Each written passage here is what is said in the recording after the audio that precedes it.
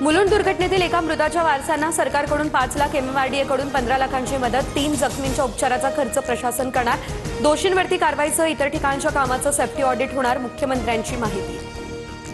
टिपू सुलतान हे शिवाजी महाराजांच्या समकक्ष योद्धे होते। काँग्रेसचे प्रदेशाध्यक्ष हर्षवर्धन सपकाळ यांच्या वक्तव्यानं वादाचा भडका, भाजपच्या तक्रारीनंतर पुण्यातील पर्वती पोलीस ठाण्यामध्ये सपकाळांविरोधात गुन्ह्याची नोंद।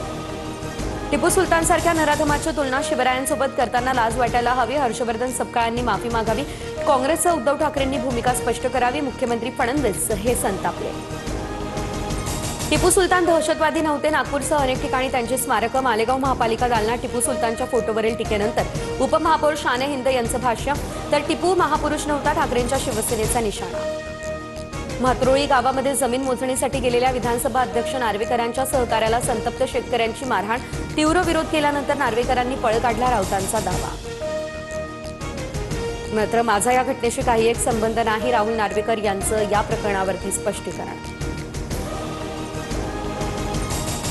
विलिनीकरणावरती दोन्ही राष्ट्रवादींकडून फुल स्टॉप, विलिनीकरणाच्या मुद्द्यावरती आता आम्हाला काहीच भाष्य करायचं नाही, पवारांच्या राष्ट्रवादीचे प्रदेशाध्यक्ष शशिकांत शिंदेंची भूमिका, पटेलांकडून विलिनीकरण होणार नाही अशी स्पष्टोक्ती।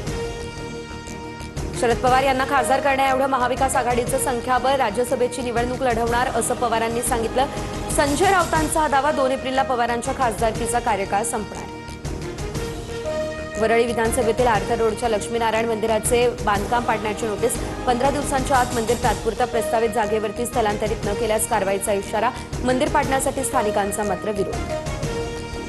भाजपा आमदार संजय केनेकरांच्या कार्यालयामध्ये पिस्तूल ठेवणारा तरुण ताब्यात, पोलिसांकडून चौकशी, तर हिंदुत्वाच्या भूमिकेमुळे घातपाताचा संशय असा केनेकरांचा आरोप। उद्या भारत पाकिस्तानचा महामुकाबला, T20 वर्ल्ड कपमध्ये दोन्ही संघ भिडणार, सायंकाळी 7 वाजता सामन्याला होणार सुरुवात, भारतीय संघ सलग 3ऱ्या विजयासाठी आतुर।